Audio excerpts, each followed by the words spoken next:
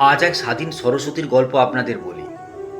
নামে সরস্বতী হলেও গুণে কিন্তু সে লক্ষ্মী। পরিচয় হলো ট্রেনেই। লোকাল ট্রেনের এক কামরা থেকে আর এক কামরায় ফেরি করে বেড়ায়। কথা প্রসঙ্গে জোর গলায় বলল, কাজের আবার ছোট বড় আছে? সৎ পথে থেকে রোজগার করলে তাতে কে কি বলল কি যায় আসে বলো তো? লোকে আমায় ফেরিওয়ালি বলে ডাকে।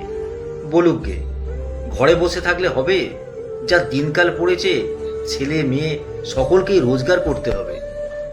কোনো একজনের ঘাড়ে বসে খাওয়া, এটা ওটা বায়না করা আজকাল মেয়েদের বোধহয় আর শোভা পায় না।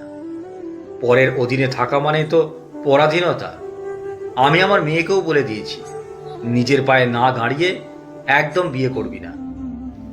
সরস্বতীর মুখ থেকে এমন কথা শুনে মনে পড়ে গেল কয়েকদিন আগে অন্য একটি মেয়ের আক্ষেপের কথা। সে কনফেস করে লিখেছিল মাত্র 4 মাস বিয়ে হয়েছে তার। 4 মাসের মধ্যে ডিভোর্স দিতে চায়, কারণ বর নাকি খুব কিপটে। প্রতি সপ্তাহে বর রেস্টুরেন্টে নিয়ে গিয়ে খাওয়ায় না। অন্য বান্ধবীরা বিয়ের পর ইউরোপ ট্যুর করে নিয়েছে, অথচ তার এখনো বিদেশ ঘোরা হয়নি। দেরিতে ঘুম থেকে উঠলে শাশুড়ি নাকি কথা শোনায়। বরের 50,000 টাকা স্যালারিতে তার মন ভরে না, অথচ নিজে 1 টাকাও ইনকাম করে না। বিয়ে করে সে নাকি বড় ভুল করে ফেলেছে। ওই মেয়েটি যখন একটি টাকাও রোজগার না করে ডিভোর্সের কথা ভাবছে, তখন আমার গল্পের নায়িকা সরস্বতীর মুখে এ যেন অন্য সুর।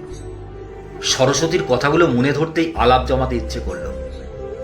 হাতে যখন সময় আছে তখন কথা বলতে আর অসুবিধে কোথায়? দিদি বলে সম্বোধন করলাম। বললাম, তোমার কথাগুলো শুনে ভালো লাগলো দিদি। চিন্তা ভাবনা বেশ উন্নত। আজও কিছু মেয়ে যেখানে বিয়েটাকেই একটা নিরাপদ, নিশ্চিন্ত, আরামের জীবন ভাবে, সেখানে তুমি তো শোনালে অন্য কথা। সিট ফাঁকা আছে দেখে সরস্বতী বসলো আরাম করে। মোবাইলটা ব্যাগের মধ্যে রেখেই শুরু করলো কথা। হাসি মুখেই বলল, শোনো ভাই, মেয়েরা পারে না এমনটা নয়। মনের জোর থাকলে আর বাড়ির লোক সাপোর্ট করলে সব পারে মেয়েরা। তবে আমার মনের জোরটা ছিল, কিন্তু বাড়ি থেকে সাপোর্ট পায়নি। পড়াশোনা করতে পারিনি বেশি দূর। নামে সরস্বতী হলেও পড়াশোনা মাথায় ঢুকত না। এই সরস্বতীর নামটা রেখেছিল আমার দাদু। এমন নাম রেখেছিল বলে এখনো খুব হাসি আমি। জিজ্ঞেস করলাম, পড়লে না কেন? পড়ব কি, তার আগেই তো বিয়ে করে নিলাম। টেনে পড়ি তখন একজনের সাথে পরিচয় হয়েছিল। ছেলেটা আমাদের ওখানে একটা শাড়ির দোকানে কাজ করত। ওর নাকি আমাকে ভালো লেগে গিয়েছিল। আমিও কথা বলে বুঝলাম ছেলেটি ভালো। ভালো মানে ও আমাকে সত্যিই ভালোবাসে। বাড়িতে কোনোভাবে জেনে গেল আমাদের প্রেমের ব্যাপারটা।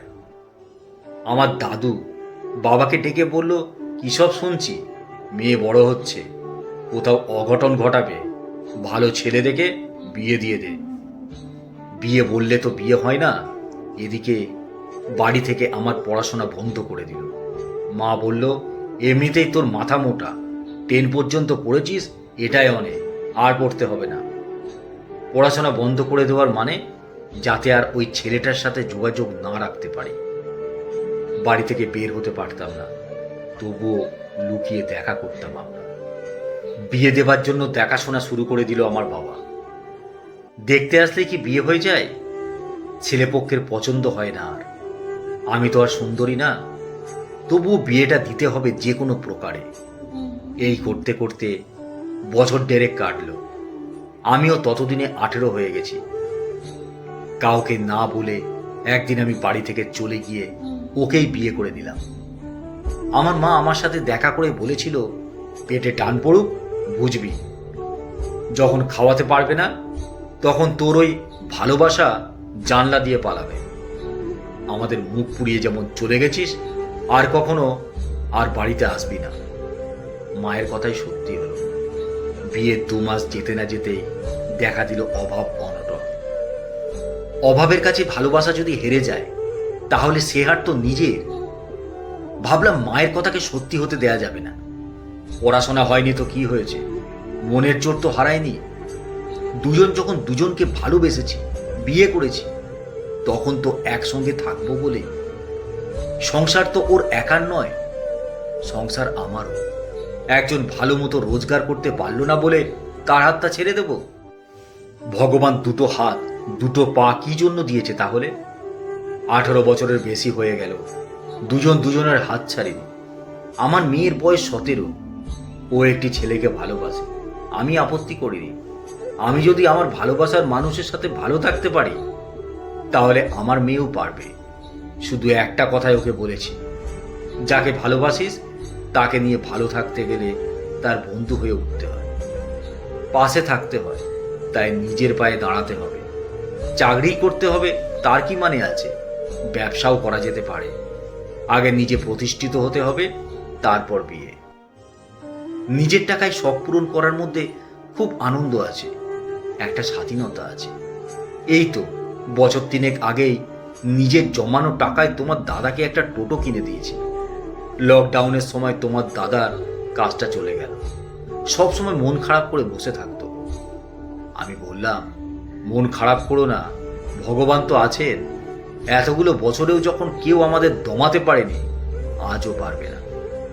বিশ্বাস রাখো নিজের ওপর, দেখবে সব ঠিক হয়ে যাবে।